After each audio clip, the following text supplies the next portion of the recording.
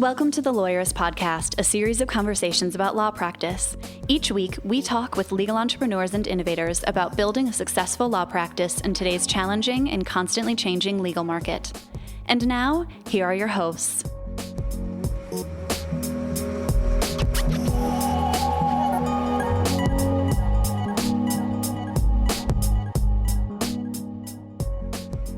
Hi, I'm Sam Glover. And I'm Aaron Street, and this is episode 268 of the Lawyerist Podcast, part of the Legal Talk Network. Today, we're talking with Cameron Herold about the unique highs and lows experienced by entrepreneurs. If today's podcast resonates with you and you haven't read our book, The Small Firm Roadmap, yet, you can get the first chapter for free right now at lawyerist.com/book. Today's podcast is brought to you by GNGF, that's Get Noticed, Get Found, Text Expander, Rankings.io, and Back Office Betties. We wouldn't be able to do the show without their support. Stay tuned. We'll tell you more about them later on.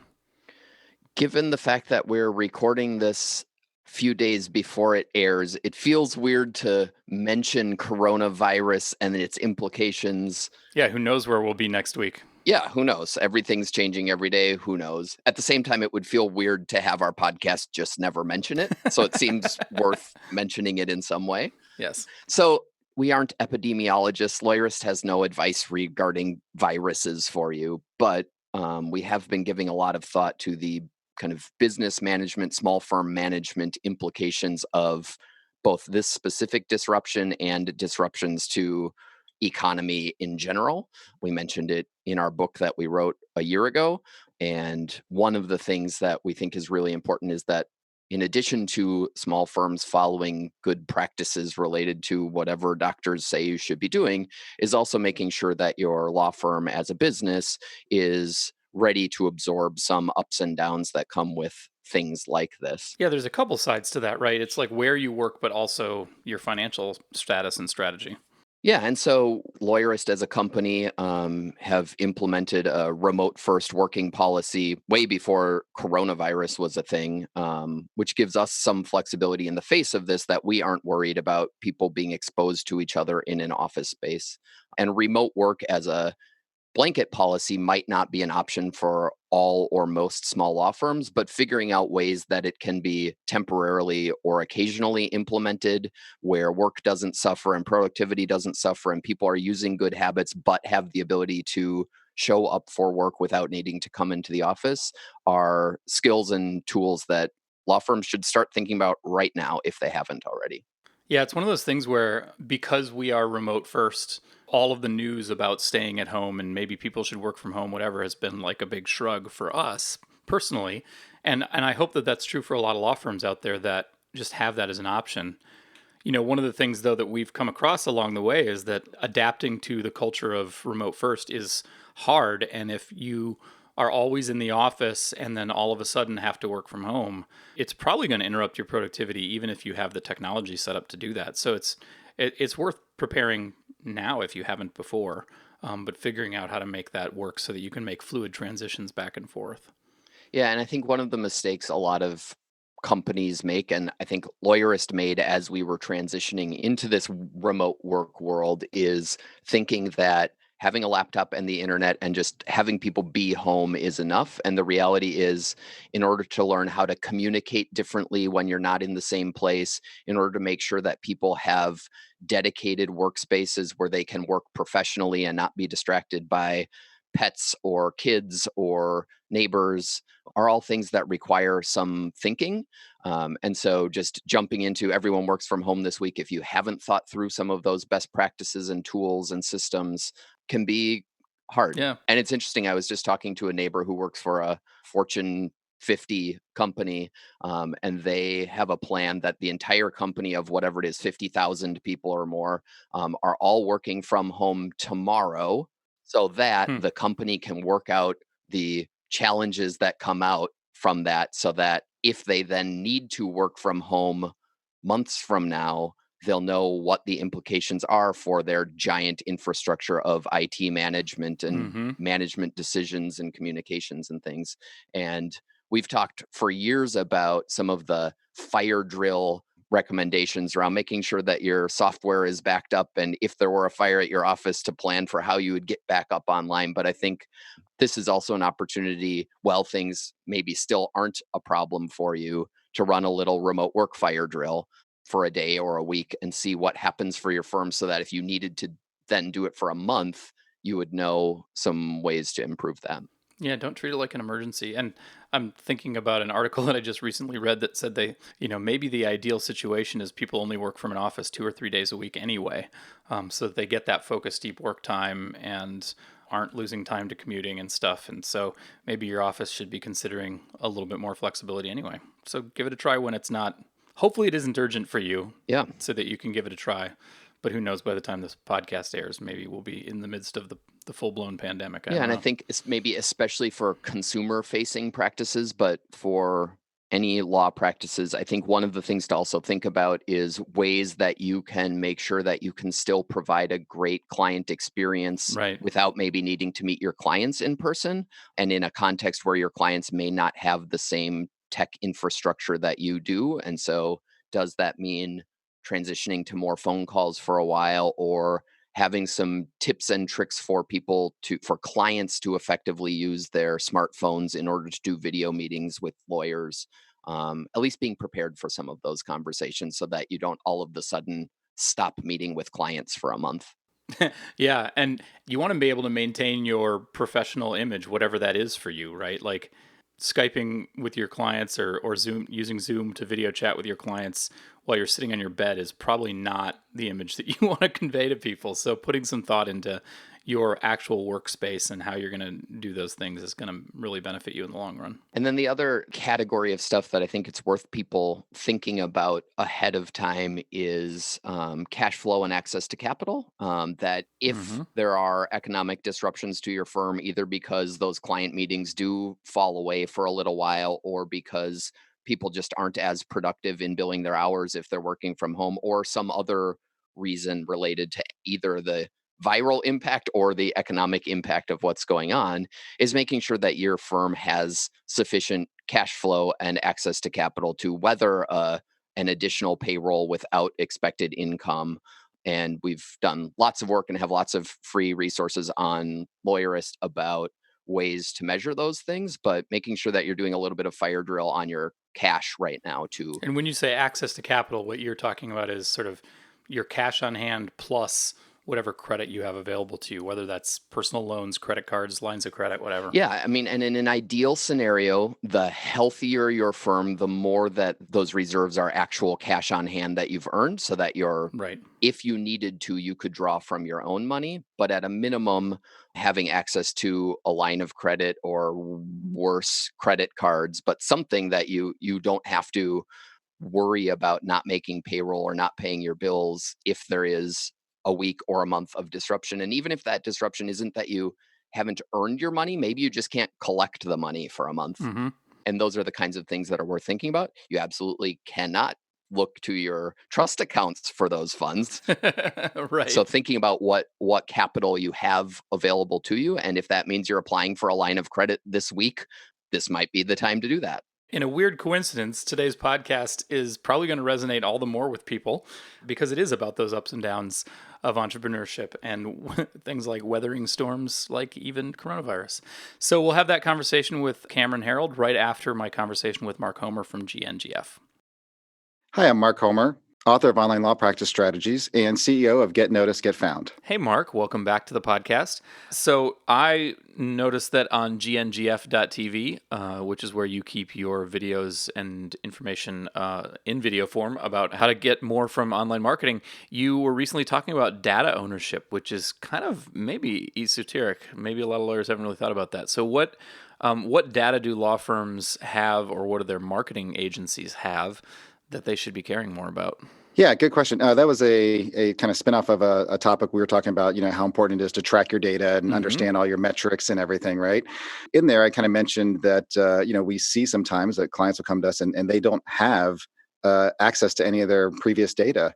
And when I talk about the data, especially in online world, well, I'm talking about things like your Google Analytics, right? There's so much insight you can gain from Google Analytics. And what we found is that a number of agencies, and I don't know whether it's laziness or trying to hide behind something, but a lot of them just don't give the client, not only do they not give them access to the Google Analytics, but in our opinion, the client should own the Google Analytics kind of account and then share that with an agency, right? And it's not just Google Analytics. You've got Google Search Console for a lot of more information, your Google My Business Insights now. If you're doing paid advertising, you've got Google Ads, you've got Facebook ads, you got Bing ads. There's a whole bunch of, information there that, it's great to have access to that data. You don't have to spend a lot of time in there as a law firm, but it's good to have like the checks and balances of this is your data. If you want to, maybe switch agencies or bring somebody else in for an audit, it's very, very important to have that information. I can see how that maybe nobody even thinks about it, right? You hire a marketing agency, they build you a website, they plug it in, and they just start a Google Analytics account for you. But then if you move at some point or you want to involve somebody else and you leave that data behind, that is just a wealth of historical data that you'll never get back that has all kinds of answers to questions that you and your marketing agency might want to know the answers to. That's absolutely correct. So it's not only if you move to an agency, but like let's say you're just thinking about, hey, can somebody else give me a second pair of eyes on this? Or maybe you bring somebody in house, right? You get big enough, or you bring maybe a marketing person in house. That information, if you have to start from scratch and you've been paying thousands of dollars a month, possibly, right, for some digital marketing work, not having the information is actually really going to hamper, the next person who's coming in. There's actually, when it comes to paid advertising, believe it or not, Google actually has guidelines on this. They actually say an agency must be transparent. They must be able to show how much money is being spent to Google versus the agency fees and stuff. I mean, it's right in the Google guidelines. You can't be a premier Google agency unless you're doing things that way. And there's a number of agencies that I know that do it right. But I've just seen enough now where we took a little aside on the video to talk about it. Right.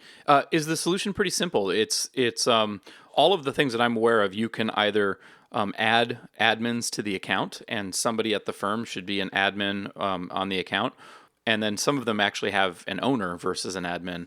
And you should be asking your marketing agency to transfer ownership over to somebody at the firm where you've got that username and password login so that you control that account. Right? That's exactly right. You want to be the owner and your agency is a user, because that way you can take them off if you need to quickly. You want to be able to take it away from them rather than the other way around. Correct. Yeah, that makes a ton of sense. Wow, that's a really, really valuable concrete tip. Take ownership of your accounts. That makes a ton of sense. If you'd like to learn more about GNGF, Get Noticed, Get Found, or if you want to go deep on marketing, visit gngf.com/lawyerist.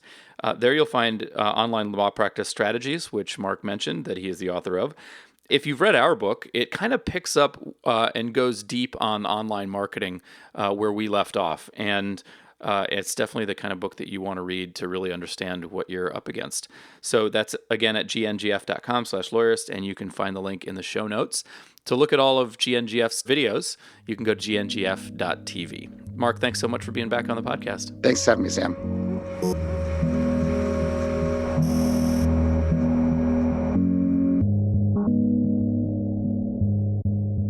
Hey, Sam, I'm Cameron Herold, and I was raised as an entrepreneur. So my father and both my grandfathers all owned their own companies, and they raised us to be entrepreneurs. My brother, sister, and I were all groomed to be entrepreneurs from a very young age. And I actually had my first entrepreneurial company, I guess my first real company, when I was 20 years old. I had 12 full-time employees. So for my last 3 years in university, when I was actually studying law, I actually had a full-time company. So were you always distracted by running your own business and building it?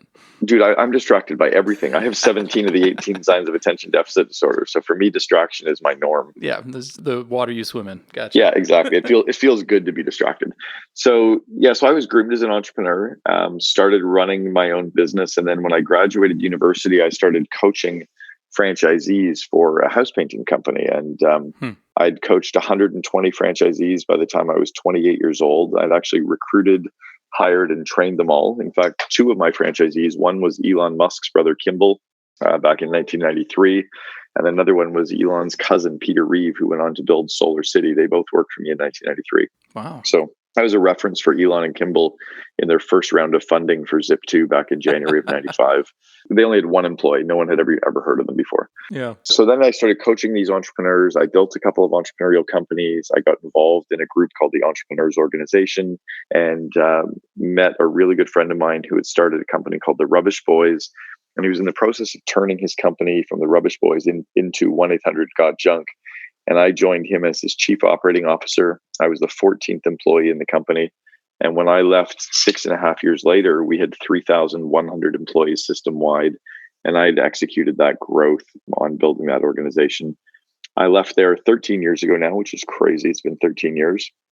And I've been coaching entrepreneurs and entrepreneurial companies globally for the last 13 years. The world's kind of littered with coaches, but I tend to coach companies in the 50 to 500 range is my zone. It's kind of interesting though, because you were doing coaching, then you went and ran the business, and then went back to coaching, which is an interesting trajectory.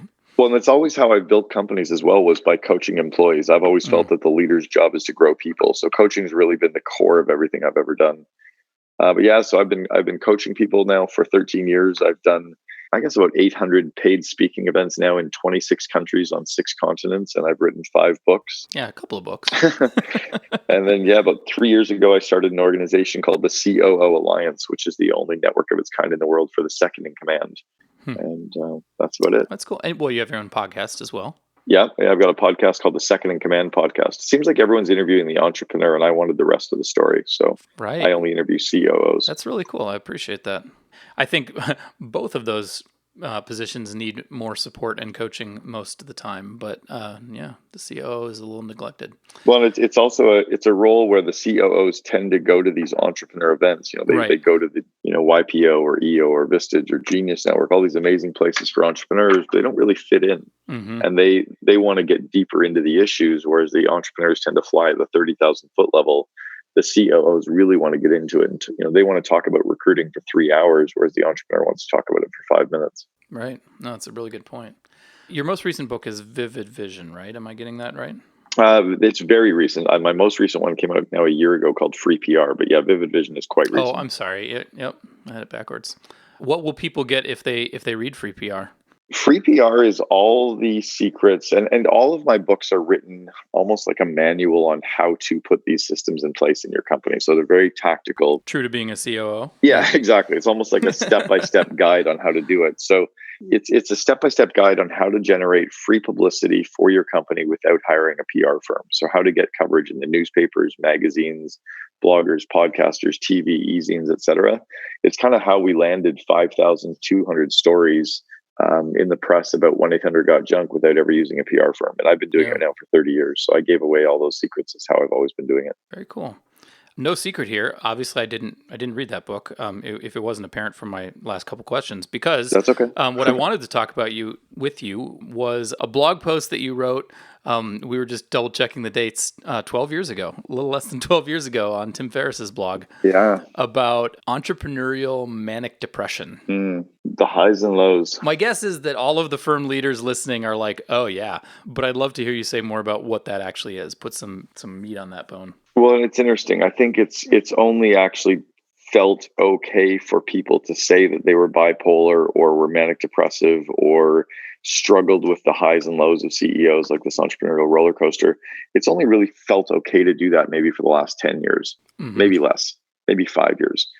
Whereas prior to that, we kind of hid in shame or thought there was something wrong with us, mostly because the medical community said that bipolar disorder was a disease. Right. When some of the statistics show that only 3% of the population are bipolar, and at the same time, only 3% of the population are entrepreneurs, the medical community has nicknamed bipolar disorder as the CEO disease. Oh, really? I wasn't. It's okay. It's really an interesting fact that most entrepreneurial CEOs are on the spectrum for bipolar disorder and attention deficit disorder, and often for Tourette's.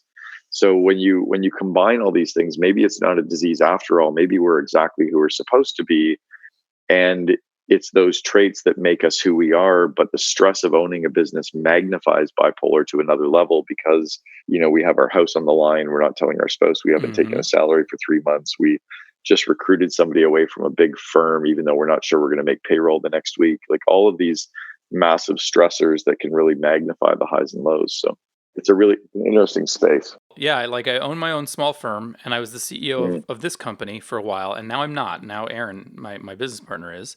And then recently my wife became the executive director of a small organization, and now she's going to a bigger one. And so I've experienced it, and then I've watched Aaron and my wife go through it as well. And I think anyone who has tried to run a business, especially a really small one, knows exactly what that's all about. Right. Well, it's a space that unfortunately a lot of the entrepreneurs' peers don't understand. It's very lonely. If you're a teacher or a lawyer or an accountant or a doctor, or you work for XYZ company, you don't understand this magnified stress.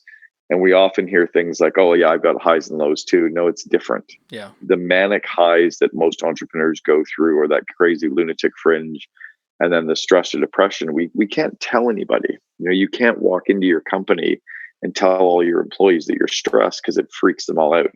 Right. So you can't tell your banker, and you can't tell your board, and you can't tell your leadership team. Where if you're an employee at Xerox, you can walk in and tell your boss you're stressed. You can tell your employees you're stressed. You can tell your peers you're stressed. The entrepreneur has to hide a lot of that because they're worried that it will affect the brand or their valuation or their ability to raise money or recruit. You have to strut around with confidence at all times. Yeah.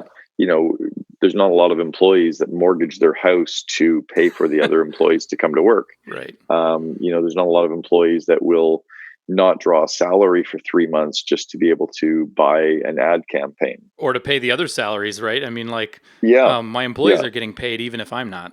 Right. So there's, and then often employees are being told what to do, whereas the entrepreneur has to figure all that out for themselves. So the stress level can be very magnified. So the highs and lows of CEOs are often I think part of the DNA of the person who becomes the entrepreneur. That mania is often why we quit our job and go do this in the first place, because we're operating with some of this irrational exuberance. Roller coasters are exciting. Yeah. So and because you're manic, we make those very quick, impulsive decisions, right? Entrepreneurs are always called that we shoot from the hip. We're winging it. We make it up on the fly. We're quick starts. Well, that's what allows us to quit our job and go do this. Whereas other people that think through stuff probably wouldn't quit their job because they might take a little more time to realize that it's going to be a tougher slog. Yeah. In this blog post, you kind of broke the experience of being an entrepreneur up into stages, sort of 4 or 5 of them. You called the first one uninformed optimism, which is right as you're going up the hill, right? Yeah. And I want to back up and give everybody who's listening some insight on this, because Tim Ferriss right now is a very well-known business name, a big investor, the author of the 4-Hour Workweek, et cetera, Tribe of Titans or Tools of Titans. He's written some great books. He's got a huge podcast. Totally. Tim and I met 13 years ago at a Warren Buffett event. And he and I were both speaking at the conference. So Tim spoke about his new book, The 4-Hour Workweek, which I'd read about a month before. And I thought he was an egotistical maniac in his book. I was speaking about the highs and lows of CEOs. And Tim saw me speak. And he came up afterwards in the little cocktail reception and said, "Hey, I loved your talk about the bipolar." He goes, "I'm bipolar as well." And we started talking. And I said, "Wait, you're Tim Ferriss from the 4-Hour Workweek?" And I said, "Yeah." And I just, in my manic moment, said, "I thought you were a total asshole in the book." And then I'm like, "Whoa, I'm really sorry I said that." He goes, "No, I totally love it." He goes, "I've been told that, but can you explain why?" So we started laughing about it. We stood there talking. And the next day we ended up stuck in the airport in Omaha, this tiny little airport, trying to get on our flights, which were both delayed. And we were both on Twitter, which had just launched a few months before. And we were both trying to find friends that had private jets that we could fly with to get out, because we had to go connect and get to another speaking event we were each doing. And we ended up sitting beside each other on a plane for 4 hours and became really, really good friends. He's since been to my home. He's hung out at my house. His brother's been to my house. We went to Burning Man together. So we became really good friends. But that was how I met Tim. And it was in that time when we talked a lot on the plane about both of us being bipolar and the highs and lows of CEOs that he asked me to write a blog post for him about this. And it was only 2 years later that I ever formally published that work as part of my first book, Double Double. So, and I think it's still on. If you look up, Tim Ferriss Rollercoaster or Tim Ferriss Entrepreneurial Rollercoaster, you'll find my blog post there. So it's easy, or you can link to it, I guess, as well. We will definitely link to it as well as your books. Yeah. The title is Harnessing Entrepreneurial Manic Depression, Making the Roller Coaster Work for You. So there you go. Yeah. So I'll answer your question about the first stage. And I want people to remember, when you sit on a physical roller coaster at a theme park and you're starting to go up that roller coaster, you're feeling energy, you're feeling enthusiasm, you're feeling excitement. You've got a rush of adrenaline. This is going to be great. Yeah. Yeah. Well, that's that uninformed optimism. You're not even sure what's coming yet. You can't see the other side, but you're filled with that excitement. That's what it feels like when you're going up that first stage of entrepreneurship. And by the way, the entrepreneurial roller coaster never ends. It's up and down, up and down, up and down, always. Yeah. So you can be up and down in the same hour, in the same day, in the same month, or you can be up and down over a course of a year. So it's that first stage of going up, though, that you feel that uninformed, optimistic rush. And then you kind of go over the top of the roller coaster and you're looking down. You start to look over the edge and you first think to yourself, oh shit. Mm-hmm. You could almost call that the oh shit moment, but that's what I call informed pessimism. And that informed pessimism is when you go, oh shit, this isn't going to be as easy as I thought. This is going to be tougher than we thought. This isn't so simple. I'm not quite sure how to do this. Maybe I made a mistake. And you start worrying a little bit. You get a little bit more restricted. And then as the roller coaster starts screaming down to the bottom, just before it hits the bottom, where you're pretty sure you're going to die, that's when we call the crisis of meaning. It's where the entrepreneur is in complete panic. Maybe it's super depressed, super stressed, and where they're thinking about selling the company. Your burn rate is down to days. Yeah, you can, you've got tunnel vision. You can't see anything in front of you at all. And then you either crash and burn, or you come out across the bottom and up the other side. And as you come out up the other side, you hit this stage called hopeful realism. Mm-hmm. And that hopeful realism, or informed optimism. Optimism. Yeah. And at that informed optimism stage, it's that you know that you're going to be okay. So those are really the stages of that roller coaster until you hit the next uphill. Yeah, and then then you keep going up, and all of a sudden you're back to uninformed optimism again. So having introduced that, let's take a quick break to hear from our sponsors. And when we come back, we'll talk about what you should be doing to take advantage of your mindset during each of those stages so that you aren't just riding the roller coaster, but you're actually harnessing it. We'll be right back. Support for today's episode comes from Back Office Betties, the only virtual receptionist company exclusively dedicated to small law firms that offers unlimited calls. Betty's boutique service boasts customized call handling and virtual assistant services provided by highly trained, relentlessly friendly team members ready to help grow your firm even when you're out of the office. Visit backofficebetties.com/lawyerist to get a free 1-week trial and use the promo code PODCAST to receive $150 off your first month of service. Support for today's episode comes from Rankings.io, a search engine optimization agency working exclusively for personal injury law firms. Simply put, Rankings.io helps personal injury law firms dominate first-page rankings. You'll never have to chase them for an update or hunt them down for an answer. Your clients expect you to be accessible, and Rankings will meet that standard for communication and transparency. You'll have a full team of SEO specialists fighting to put you at the top of Google search results. Personal injury lawyer SEO is all they do, so all their processes, playbooks, and people are completely focused on generating qualified cases for your firm. Best of all, you'll be one of an elite few. Delivering exceptional service and results requires focus, so Rankings.io carefully vets clients before accepting them. It's an ideal fit for growth-oriented personal injury law firms. To see if you're a fit, visit rankings.io/lawyerist to get started. Lawyerist podcast listeners can get 20% off an SEO discovery audit using coupon code LAWYERIST. Boost your productivity and save time typing with TextExpander. You can make your own snippets or share and manage snippets for your firm with TextExpander for Teams. You'll reduce errors and increase productivity. TextExpander can save you so much time, it's like getting an extra employee. TextExpander is available for Mac, Windows, iPhone, iPad, and Chrome. Show listeners get 20% off their first year. Visit textexpander.com/podcast to learn more and get your discount. So the reality is every stage of the roller coaster is just a stage. Every stage of the roller coaster is a stage that you are going to go through.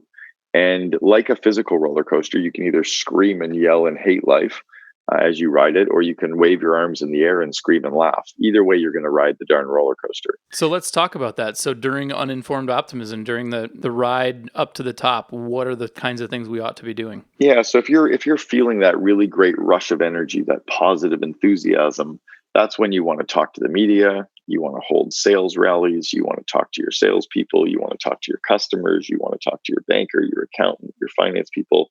You really want to convey the energy and the enthusiasm and the optimism to the outside world, because that transfers energy. And they'll feed on that, right? And they'll feed off that energy, right? It's like the butterfly effect that happens. So what you don't want to do at the uninformed optimism stage is you don't want to make any buying decisions. You don't want to hire people. You don't want to buy the next ad campaign, because what ends up happening there is you make mistakes because you're operating with this irrational exuberance. Right. So you said recruiting new employees was on your list is great, but don't decide whether to hire them. Not hiring them. Correct. So you want to be recruiting them and getting them into the interview process. But wait till the next stage rolls around. Correct. So once you go across to the next stage after something clicks, then all of a sudden you can start making decisions clearly. You're usually making decisions with a little bit more cautious. Because you understand what you're in for, but you're a little... Yeah. It's kind of like cautiously optimistic, right? Makes sense. Being cautiously optimistic, which we've heard a lot of that phrase in the last 20 years, is really informed pessimism, but rephrased. Yeah. So that's the stage where you want to do budgeting, you want to do planning, you want to do hiring, you want to do, purchase ad campaigns.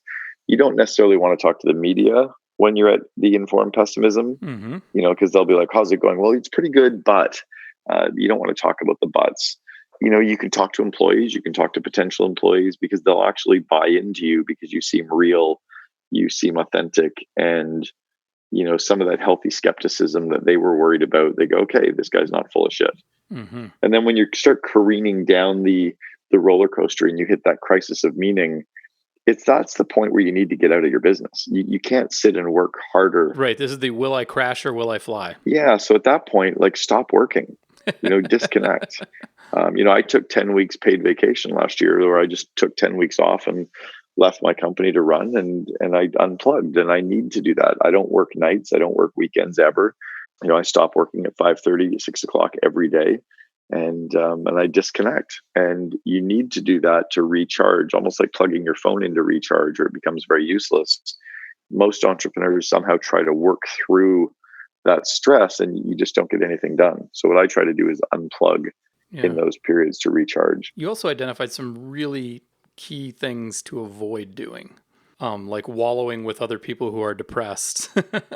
Yeah, it's something, and it's interesting. I went to a few 12-step groups over the last number of years, some to observe, some to participate in. And one of the things I felt in these 12-step groups were people tended to be wallowing with the problem instead of go to a running club, or go to a club where the people are learning how to play golf, or go join a hiking club, or go do kayaking, or go do yoga. Go get engaged with people that are living life instead of people that are stuck in their past. And I think something really positive comes out of that, so now what I do is I try to get engaged in other activities, crossing things off my bucket list, going and experiencing things and evolving and growing and feeling energized from that and meeting new people. I hadn't really thought about it in that way, but I mean, depression is contagious. It totally is. It's risky to be around other people who you might catch more of it from. Yeah. And because that energy does transfer, right? So I think there maybe is some need for it, but I don't think that's the place you're going to go and migrate from. You don't see a lot of super successful people stuck in their past. You see super successful people moving forward, and you don't see a lot of grumpy, negative people doing yoga or doing running or doing activities. The people that are doing those things tend to be positive and energized. So go spend time with them, and you can feed off that energy, and you'll start creating some of your own. You also say this is a terrible time to make big bets, because your judgment is off.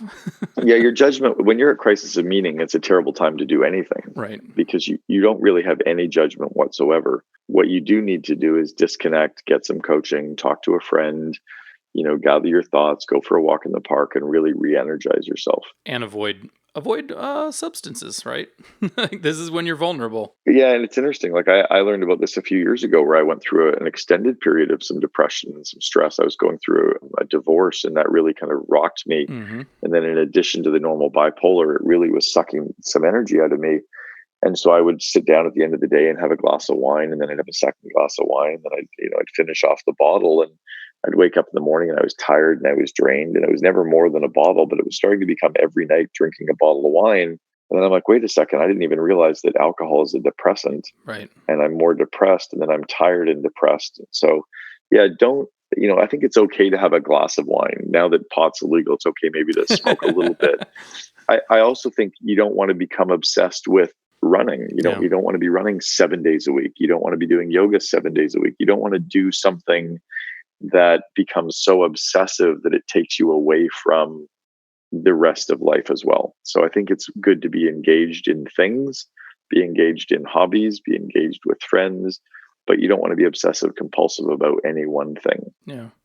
If you crash and burn, is there anything productive to do with that? Or is that just kind of like be with family, lick your wounds and plan your next business?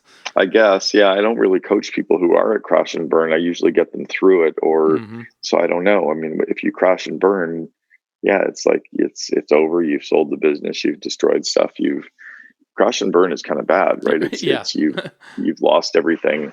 My zone is pulling through that. Yeah. My zone is the coaching and the peer groups and the masterminds. And it's one of the reasons why I invest in joining. I'm a member of 4 different mastermind groups. I'm a part of the Genius Network. I go to War Room. I'm going to the Maiden TED conference. I go to mastermind talks. Like, I'm engaged in these different mastermind groups to plug in with other entrepreneurs, learn from other entrepreneurs, feed off some of that energy, and make sure that I get through. If I'm struggling with something, I know who to reach out to. So I think I kind of have preemptive strikes in place for that stuff. And then I'm also very openly talking about my stuff now, where I don't have any real filters. If I'm stressed, I talk about it. If I'm struggling, I talk about it. If I'm depressed, I talk about it. I don't worry about what's somebody going to think. Well, maybe they'll actually help me. It sounds like the alternative, where you make it through the bottom of the hill and you start heading uphill again, is into informed optimism. Is maybe it's another way of looking at your crash and burn, potentially, or it's what the recovery from crashing and burning can look like if you actually go that route. Yeah, I think again, for me, it's that I really have learned that everybody is struggling. And to try to pretend that they're not, or that I have my shit together in some weird way. The reality is that human condition is we're all just walking each other home. And to try to pretend that, we're superhuman, maybe some of it is just saying, hey, I'm struggling today. But ideally what happens is you make the sale, you get an investor, the business turns around, and you make it through the bottom of the turn. And now informed optimism is different from uninformed optimism. What does that mean for activities you can be doing to take advantage of it? Yeah, and one of the things that happens at informed optimism is people often think that they are in a good place before they're back to that good place. And it's dangerous to think that you're okay versus to know that you're okay. And I think that's one of the stages of, like, don't celebrate too early. Are you actually informed, in other words? Yeah, well, it's like the little engine that could, right? It's that I think I can versus I know I can, right? Like, I know that I'm okay again. And I think it's very healthy to say I know that I'm okay, but I think it's very dangerous to say I think that I'm okay. Gotcha.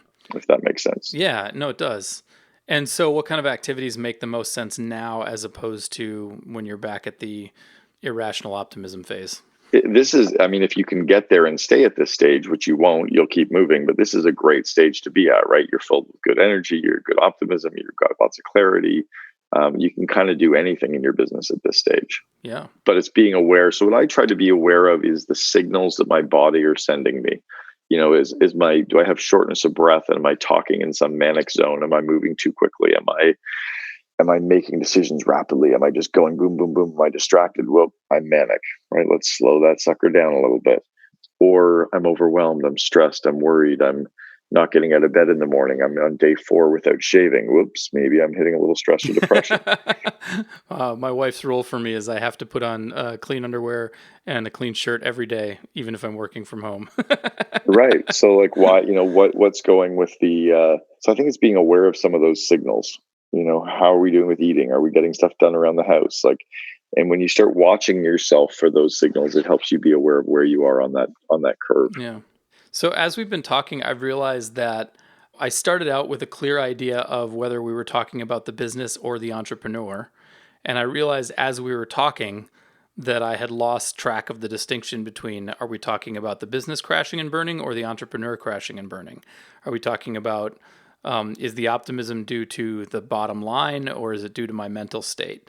Can you say more about the interplay between those two things? Yeah, it's not necessarily due to one thing. Yeah. It's just due to the fact that we go through, you might land a new customer and get super excited, or you might find out that, you're at a conference and somebody's hosting a dinner and that pumps you up, or you might find out that one of your customers just was successful because of your product or service and that gives you energy, or, another invoice just got paid and that feels good.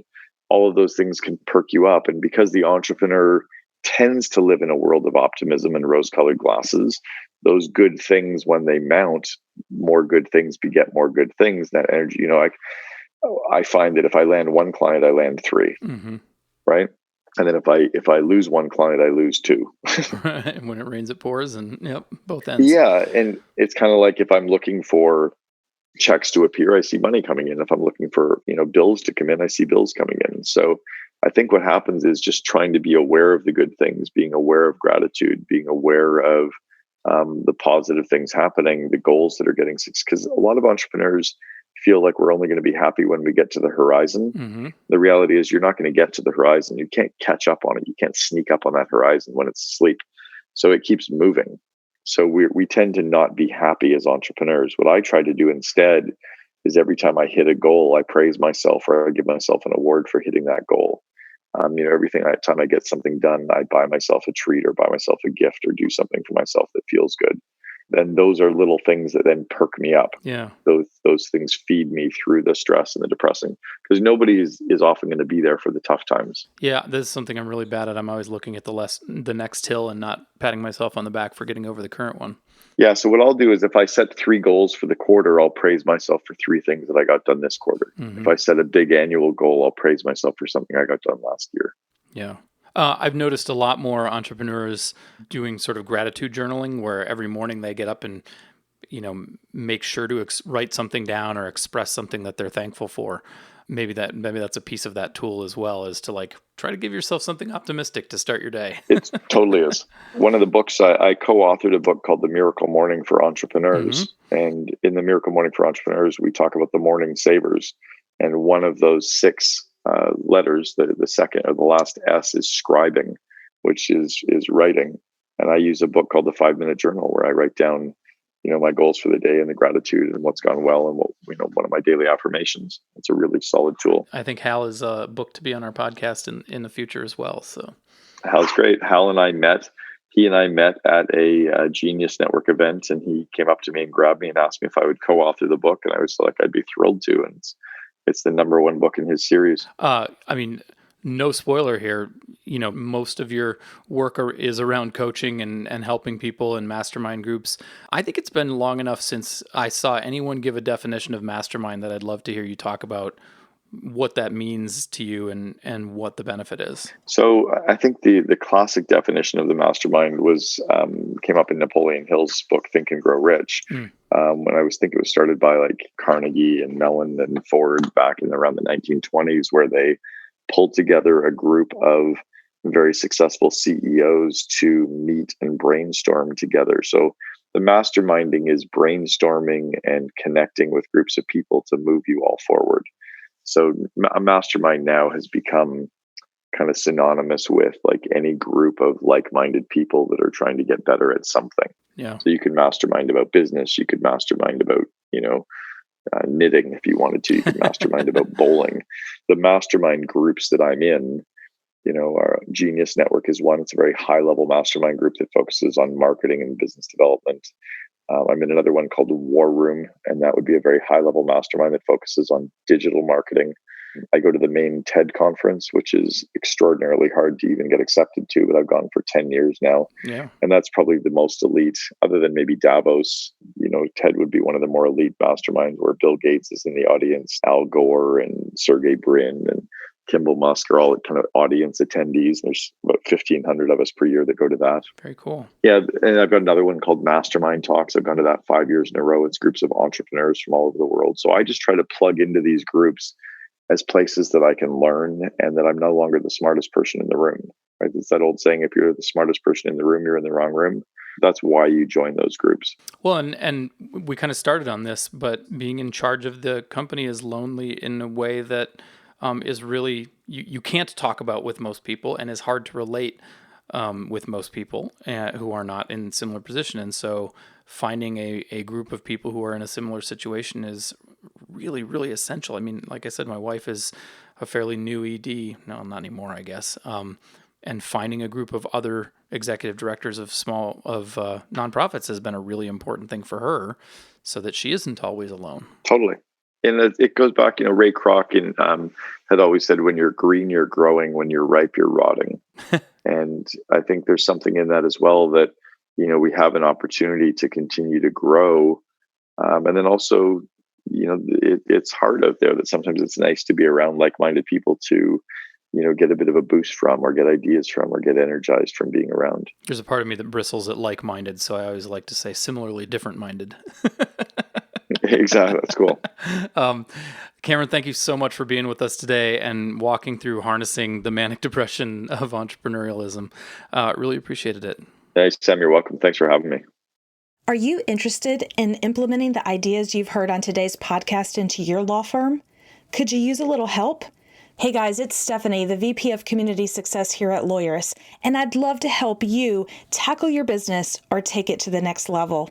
Head over to go.lawyerist.com/start to sign up for a quick call with me, and let's talk about how Lawyerist can help you create your best law firm.